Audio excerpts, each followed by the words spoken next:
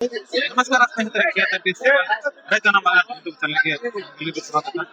ಇವತ್ತು ನಮ್ಮೂರಲ್ಲಿ ಭೀಕರ ಬರಗಾಲ ಇರುವ ಕಾರಣ ಹಿರಿಯರೆಲ್ಲ ಭಜನಾ ಸಂಘದ ಮಂಡಳಿಗಳು ಎಲ್ಲರೂ ಸೇರಿ ಇವಾಗ ಭಜನಾ ಮಂಡಳಿಗಳೆಲ್ಲರೂ ಸೇರಿ ಸಪ್ತ ಭಜನೆ ಅಂತಾರೇನು, ಅದರಿಂದ ಏನು ಉಪಯೋಗಗಳಿದಾವೆ, ಅದರಲ್ಲಿ ಯಾವ ತರ ಆಚರಣೆ ಮಾಡಬೇಕು, ನಮ್ಮ ಊರಿನ ಹಿರಿಯರೆಲ್ಲ ಅದರ ಅವರು ಸ್ವಲ್ಪ ಮಾತಾಡ್ಕೊಂಡು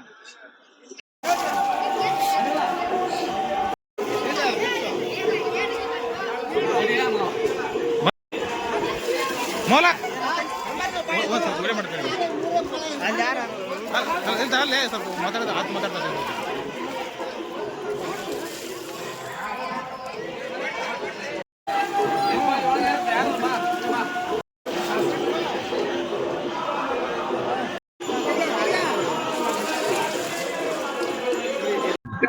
ಶ್ರೀನಿವಾಸ ವಿರೂಪಾಕ್ಷಪ್ಪ ಪಾತ್ರ ಸೈಕಲ್ ಉಪ್ಪಿನ ಬಿಟ್ಟಿಗೇರಿ ತಾಲೂಕು ಜಿಲ್ಲಾ ಕೊಪ್ಪಳ.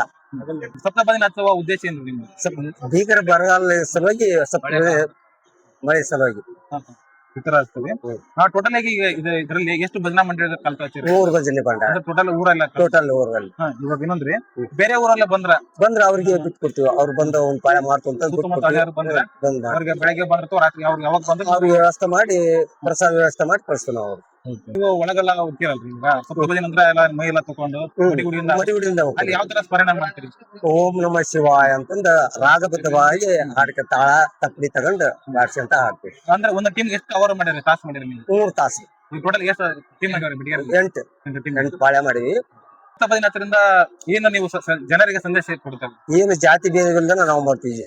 ಜನರ ಸಂದರ್ಶನ ಕೊಡ್ತೀವಿ. ಟೋಟಲ್ ಆಗಿ ಜನರ ಸಂದರ್ಶನ ಕೊಡ್ತೀವಿ. ನಾವು ಕೂಡ ಈಗ ಒಳಗಡೆ ಹೋಗಿ ಬರೋಣ, ಅದು ಯಾವ ತರ ಇರ್ತಂತ ನೋಡೋಣ ಬನ್ನಿ.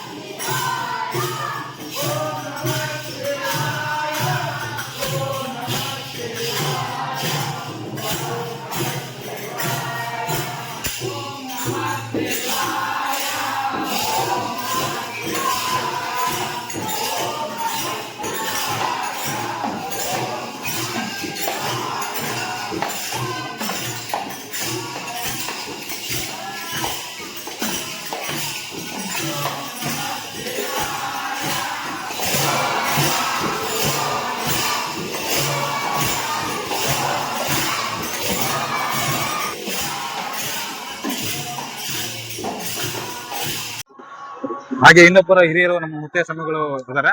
ನಮಸ್ಕಾರ. ನಮಸ್ತೆ ಗುರುಗಳೇ, ಇದು ಟೋಟಲ್ ಆಗಿ ನೀವು ಎಷ್ಟು ದಿನ ಆಗ್ತಾರೆ ಇದನ್ನ ಸಪ್ತ ಭಜನೆ? ನೋಡ್ರಿ, ಸಪ್ತ ಭಜನೆ ಅಂತ ಹೇಳಿನಪ್ಪಾ ಅಂದ್ರೆ ಇದು ಸಪ್ತ ಭಜನೆ ಏನಪ್ಪಾ ಅಂದ್ರೆ 7 ದಿವಸ ಇದ್ರ ಅವಧಿ. 7 ದಿನ ಇವತ್ತು ನಾವು ಬೆಳಿಗ್ಗೆ 6 ಗಂಟೆಯಿಂದ ಪ್ರಾರಂಭ ಮಾಡಿವಿ ಅಂದ್ರೆ ಮಂಗಳವಾರ ದಿವಸ 6 ಗಂಟೆಗೆ ಇದು ಮುಕ್ತಾಯಗೊಳ್ತೈತಿ. ಸಪ್ತ ಭಜನೆ ಏನಪ್ಪಾ ಅಂದ್ರ ಈಗ ನಮ್ಮ ಭಾಗದೊಳಗ ಮಳೆ ಆಗಿಲ್ಲ. ಕೆಲ ಜನ ರೈತರು ಬಿತ್ತಿ ಎಲ್ಲಾ ಲಾಸ್ ಆಗ್ಯಾರ. ಆ ಭೀಕರ ಬರಗಾಲ ಈ ಕಂಡ ಸುತ್ತಮುತ್ತ ಮಳೆ ಆದಾಗ ನಾವು ಮಳೆ ಆಗಿಲ್ಲ ಅಂದಾಗ ನಾವೆಲ್ಲಾ ನಮ್ಮ ಗ್ರಾಮದೊಳಗ 3 ಭಜನೆ ಸಂಘ ಅದಾವ. ಆ ಸಂಘದ ನಾವೆಲ್ಲಾ ಜಾತಿ ಭೇದ ಮರ್ತ ಯಾವ್ದೇ ಇಲ್ಲ, ಎಲ್ಲಾರು ಒಗ್ಗಟ್ಟಾಗಿ 3 ಸಂಘ ಅನ್ಲಾರ್ದಿಂದ 8 ಟೀಮ್ ಅನ್ನು ಮಾಡಿ ಇವತ್ ನಾವ್ ಈ ಸಪ್ತ ಭಜನೆ ಪ್ರಾರಂಭ ಮಾಡೀವಿ.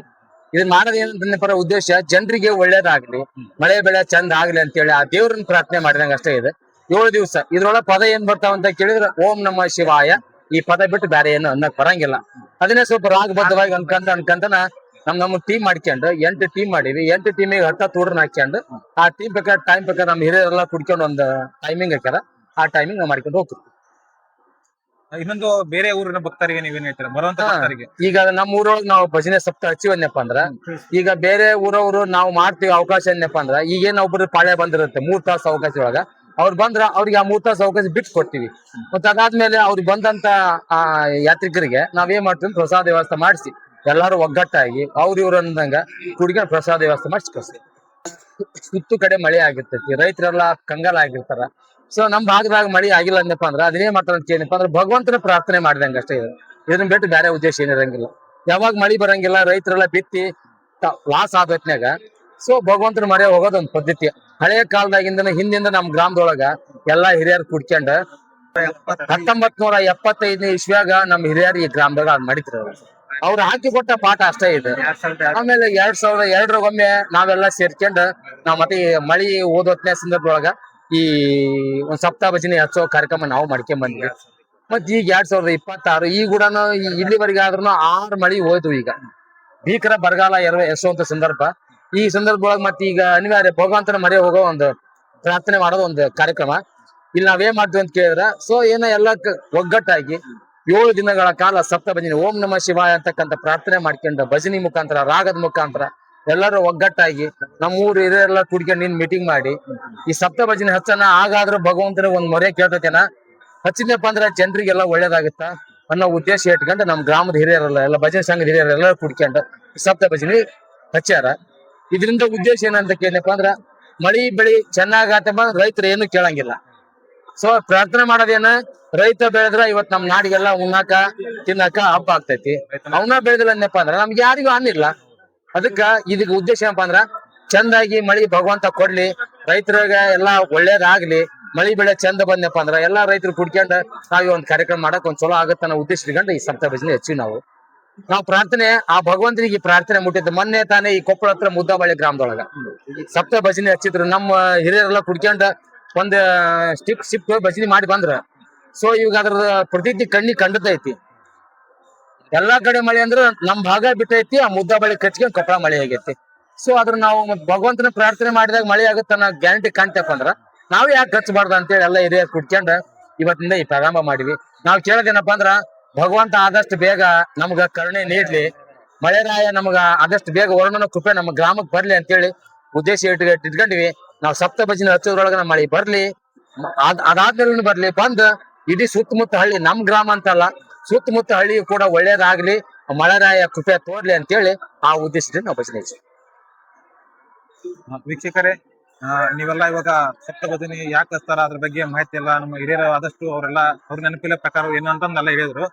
ದಯವಿಟ್ಟು ಸುತ್ತಮುತ್ತಲಿನ ನಮ್ಮ ಕೊಪ್ಪಳ ಜಿಲ್ಲೆಯ ಟೋಟಲ್ ತಾಲೂಕಿನಲ್ಲಿ ಯಾರಾದ್ರೂ ಬರ್ಬೇಕಂದ ಸ್ಟಾರ್ಟ್ ಆಗಿ ಇನ್ನ 28ವರೆಗೂ ಇದು ಇರುತ್ತೆ. ನೀವ್ ಯಾರಾದ್ರೂ ನಮ್ಮ ಬೆಟಗೇರಿ ಗ್ರಾಮಕ್ಕೆ ಬರ್ಬೇಕಂದ್ರೆ ಹಿರಿಯರ ನಂಬರ್ ಕೂಡ ನಾನು ಹಾಕಿರ್ತೀನಿ, ಅವ್ರಿಗೆ ಕಾಂಟ್ಯಾಕ್ಟ್ ಮಾಡ್ರಿ. ನೀವು ಬರೋವಾಗ ಬೇಕಾದ್ರೆ ಅವ್ರಿಗೆ ಫೋನ್ ಮಾಡ್ರಿ, ನಿಮ್ಗೊಂದು ಟೈಮ್ ಅನುಕೂಲ ಅವ್ರು ಹಿರಿಯರೆಲ್ಲ ಸೇರಿ ನಿಮಗೆ ಮಾಡಿಕೊಡ್ತಾರ. ಸರ್ವ ಜನ ಸುಖಿನೋ ಭವಂತು ಅನ್ನೋ ಹಾಗೆ ಎಲ್ಲಾ ಧರ್ಮದವರು ಇದೆಲ್ಲ ಕೂಡಿದ್ರ ಹಾಗೆ ಎಲ್ಲಾ ಧರ್ಮ ಪಂಗಡದವರು ಕೂಡಿ ಇದನ್ನೆಲ್ಲ ಮಾಡೋದ್ರಿಂದ ಒಂದು ದೇವರನ್ನ ಒಂದು ಕೃಪೆಯಿಂದ ನಮ್ಮ ಊರಿಗೆ ಮಳೆ ಆಗ್ಲಿ ಅನ್ನೋದೊಂದು ಎಲ್ಲರ ಒಂದು ಆಶಯ. ಸ್ನೇಹಿತರೆ, ಈ ವಿಡಿಯೋ ಇಷ್ಟ ಆದ್ರೆ ಲೈಕ್ ಮಾಡ್ರಿ, ಕಮೆಂಟ್ ಮಾಡ್ರಿ, ಶೇರ್ ಮಾಡ್ರಿ, ದಯವಿಟ್ಟು ಸಬ್ಸ್ಕ್ರೈಬ್ ಮಾಡಿ. ನಮಸ್ಕಾರ.